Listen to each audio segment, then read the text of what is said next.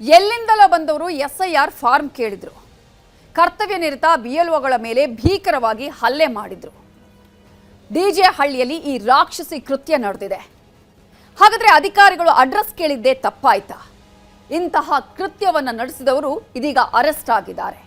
ಈ ವಿಚಾರಕ್ಕೆ ಸಂಬಂಧಪಟ್ಟ ಹಾಗೆ ಪೊಲೀಸರು ಹೇಳಿದ್ದೇನು, ಅಲ್ಲಿ ನಡೆದಿದ್ದೇನು ಅನ್ನುವ ಕಂಪ್ಲೀಟ್ ಡೀಟೇಲ್ಸ್ ಇಲ್ಲಿದೆ. ಸ್ಥಳೀಯವಾಗಿ ವಾಸ್ತವ್ಯ ಇಲ್ಲ, ಆದ್ರೂ ಎಸ್ಐಆರ್ ಫಾರ್ಮ್ಗೆ ಪಟ್ಟು. ಕರ್ತವ್ಯ ನಿರತ ಬಿಎಲ್ಒ ಮೇಲೆ ಹಲ್ಲೆ, ಅವಾಚ್ಯ ಶಬ್ದಗಳಿಂದ ನಿಂದನೆ. ಅಧಿಕಾರಿಗೆ ಹೊಡೆದವರು ಅಂದರ್. ಇದು ಬಾಂಗ್ಲಾವಾಸಿಗಳ ಕೈವಾಡನ.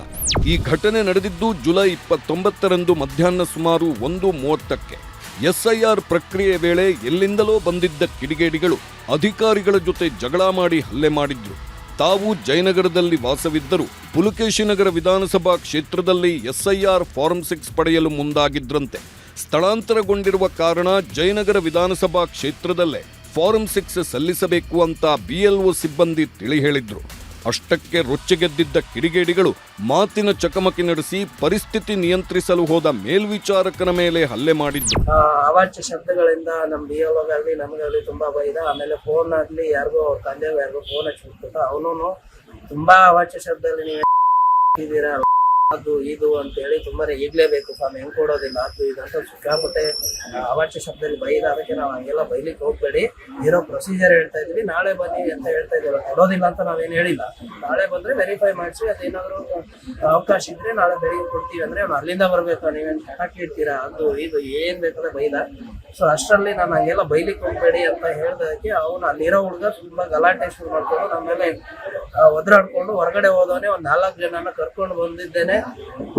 ಇಮಿಡಿಯೇಟ್ ಆಗಿ ನಮ್ಮನ್ನು ಅಟ್ಯಾಕ್ ಮಾಡಿ ನಮ್ಮೆಲ್ಲ ಹಲ್ಲೆ ಮಾಡ್ಲಿಕ್ಕೆ ಶುರು ಮಾಡಿದ್ರು. ಡಿಜೆ ಹಳ್ಳಿ ನಿವಾಸಿಗಳಾಗಿದ್ದ ದಸ್ತಗೀರ್ ಕುಟುಂಬ ಇತ್ತೀಚೆಗೆ ಬೇರೆ ಕಡೆ ಶಿಫ್ಟ್ ಆಗಿತ್ತಂತೆ. ಆದ್ರೆ ಅವರಿಗೆ ಡಿಜೆ ಹಳ್ಳಿಯಲ್ಲಿ ಒಂದು ಸೈಟ್ ಅಲಾಟ್ ಆಗಿತ್ತಂತೆ. ಅದಕ್ಕೆ ಡಿಜೆ ಹಳ್ಳಿಯಲ್ಲೇ ತಮ್ಮ ವೋಟ್ ಇರಬೇಕು ಅಂತ ಅವರು ತೀರ್ಮಾನಿಸಿದ್ರು. ಇದೇ ವಿಚಾರವಾಗಿ ಫಾರ್ಮ್ ಕೇಳಿ ಗಲಾಟೆ ಮಾಡಿದ್ದಾರೆ.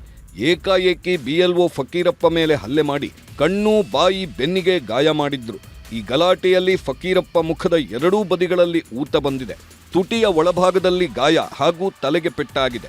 ಸದ್ಯ ಅವರು ಚಿಕಿತ್ಸೆಗೆ ದಾಖಲಾಗಿ ಚಿಕಿತ್ಸೆ ಪಡೆದಿದ್ದಾರೆ.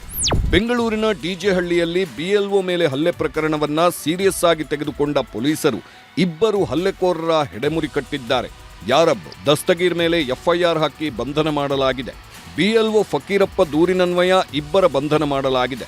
ಸರ್ಕಾರಿ ಕರ್ತವ್ಯಕ್ಕೆ ಅಡ್ಡಿಪಡಿಸಿ ಸಿಬ್ಬಂದಿಯ ಮೇಲೆ ಹಲ್ಲೆ ನಡೆಸಿದ ಆರೋಪದಡಿ ಯಾರಬ್ A1 ಆರೋಪಿ ಅಂತ ಮಾಡಿದ್ದು, ದಸ್ತಗೀರನ್ನ A2 ಅಂತ ಮಾಡಿ ಬಂಧಿಸಲಾಗಿದೆ. ಇವರಲ್ಲದೆ ಇನ್ನೂ ಕೆಲವರ ವಿರುದ್ಧ ಡಿಜೆ ಹಳ್ಳಿ ಪೊಲೀಸ್ ಠಾಣೆಯಲ್ಲಿ ಎಫ್ಐಆರ್ ದಾಖಲಾಗಿದೆ. ಅವರು ಆ ಏರಿಯಾದಲ್ಲಿ ಇರತಕ್ಕಂಥವರಲ್ಲ, ಬೇರೆ ಏರಿಯಾದವರು, ಜಯನಗರದವರು, ಎಲ್ಲಿಯವರು ಅಂತ ಹೇಳ್ತಾರೆ. So that has to be verified during the investigation. ಅದು is a part of investigation. So ಅವರು ಆ ಏರಿಯಾದವರು ಅಲ್ಲ ಅಂತ ಇವರೇ ಕಂಪ್ಲೇಂಟಲ್ಲಿ ಹೇಳ್ತಾರೆ. That has to be verified. ಮತ್ತು ಜಯನಗರದವರು ಅಂತ ಹೇಳ್ತಾರೆ. ಈಗ ಅದನ್ನು ಆ ವೆರಿಫಿಕೇಶನ್ ಮಾಡ್ಕೊಂಡ್ಬಿಟ್ಟು ಮುಂದಿನ ತನಿಖೆಯನ್ನು ಕೈಗೊಳ್ತೀವಿ. ಇನ್ನು ಡಿಜೆ ಹಳ್ಳಿಯಲ್ಲಿ ಹಲ್ಲೆ ಪ್ರಕರಣವನ್ನ ಮುಚ್ಚಿ ಹಾಕಲು ಸ್ಥಳೀಯ ಶಾಸಕರೇ ಪ್ರಯತ್ನ ಮಾಡ್ತಾ ಇದ್ದಾರೆ ಅಂತ ಬಿಜೆಪಿ ಆರೋಪ ಮಾಡಿದೆ.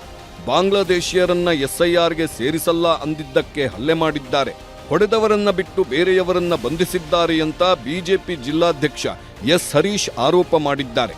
ಗೃಹ ಸಚಿವ ಪ್ರಿಯಾಂಕ್ ಖರ್ಗೆ ಮೇಲೂ ಬಿಜೆಪಿ ಮುಖಂಡ ಹರೀಶ್ ಆಕ್ರೋಶ ಹೊರಹಾಕಿದ್ದಾರೆ. ಬೆಂಗಳೂರಿನಲ್ಲಿ ಸಾಕಷ್ಟು ಅಕ್ರಮ ಬಾಂಗ್ಲಾ ವಲಸಿಗರಿದ್ದಾರೆ, ಅವರನ್ನೆಲ್ಲ ರಕ್ಷಣೆ ಮಾಡೋ ಕೆಲಸವನ್ನ ಸರ್ಕಾರ ಮಾಡ್ತಾ ಇದೆ ಅಂತ ಬಿಜೆಪಿ ಆರೋಪಿಸ್ತಾ ಇದ್ದು, ಹಲ್ಲೆಯ ಹಿಂದೆಯೂ ಕಾಂಗ್ರೆಸ್ನವರ ಕೈವಾಡ ಇದೆ ಅಂತ ಹೇಳಿದ್ದಾರೆ. 10 ಬೂತ್ಗಳಿಗೆ ಒಂದು ಸೂಪರ್ಡೆಂಟ್ ಅನ್ನ ಮಾಡಿದರೆ ಜಿಬಿಎಯಿಂದ. ಆ ಒಂದು ಅಧಿಕಾರಿನ ಫಕೀರಪ್ಪ ಅಂತ ಒಂದು ಅಧಿಕಾರಿನ ರಸ್ತೆಯಲ್ಲಿ ಇಟ್ಟಾಡಿಸ್ಕೊಂಡು ಹೊಡೆದು ಮಾರಣಾಂತಿಕ ಹಲ್ಲೆ ಮಾಡಿ 7-8 ಜನ ಮುಸಲ್ಮಾನರು. ಯಾಕೆ ಹಲ್ಲೆ ಮಾಡಿದ್ರು ಅಂದರೆ, ಅವರು ಅಲ್ಲಿರೋ ಅಂಥ ಮತದಾರರ ಪಟ್ಟಿಯಲ್ಲಿ ಬಾಂಗ್ಲಾದೇಶಿಗಳನ್ನ, ಪಾಕಿಸ್ತಾನಿಗಳನ್ನ ಸೇರ್ಸೋಕ್ಕೆ ಒತ್ತಾಯನ ಮಾಡ್ತಾ ಇದ್ದಂಥ ಸಂದರ್ಭದಲ್ಲಿ ಇವರು ನುಸುಳುಕೋರು, ನಾವು ಇವ್ರನ್ನ ಸೇರ್ಸೋಕ್ಕಾಗಲ್ಲ, ಇವ್ರದ್ದು ಯಾವುದೇ ವಿಧವಾದ ದಾಖಲೆ ಇಲ್ಲ ಅಂತ ಹೇಳಿದಕ್ಕೆ ಅವನ್ನ ಹೀನಾಮಾನವಾಗಿ ಇಟ್ಟಾಡ್ಸ್ಕೊಂಡು ಹೊಡೆದು. ಎಸ್ಐಆರ್ ಮಾಡಲು ಹೋದ ಅಧಿಕಾರಿಗಳು ಸಾಕಷ್ಟು ಸಂಕಷ್ಟ ಅನುಭವಿಸ್ತಾ ಇದ್ದಾರೆ. ಅವರಿಗೆ ರಕ್ಷಣೆಯೇ ಇಲ್ಲದಂತಾಗಿದೆ.